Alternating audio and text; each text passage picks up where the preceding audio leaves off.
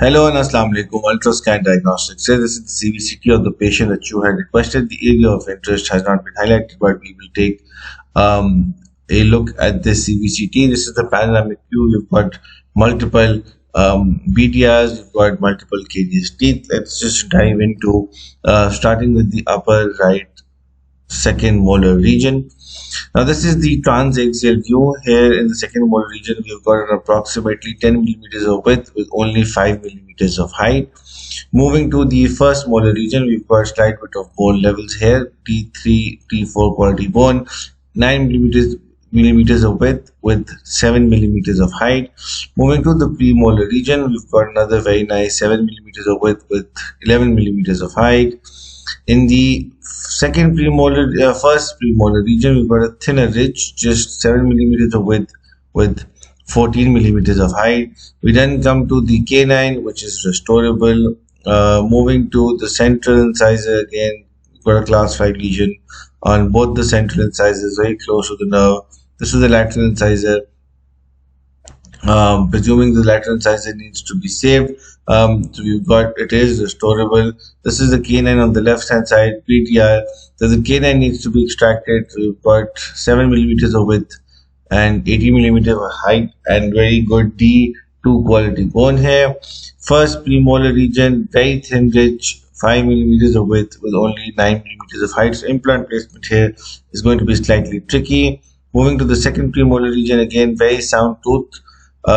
In the first molar region, we've got approximately 10 millimeters of width with 5 millimeters of height, but the problem here is the 7, which is mesially tilted. The 7 has a class 5 lesion as well, which you can see right here, with periodontally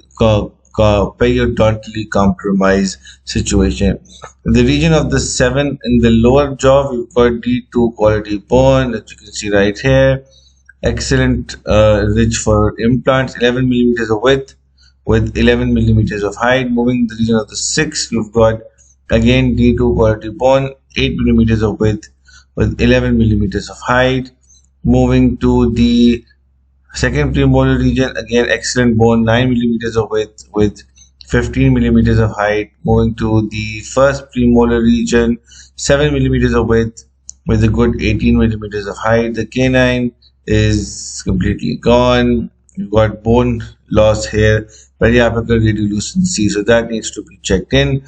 7 and 18 millimeters of ridge width. The anterior region has severe bone loss. You've got something very interesting is that we have this extrusion of some radio opaque material from the canals into the edentulous spaces, so that can be seen from along all of this. So that's something very interesting.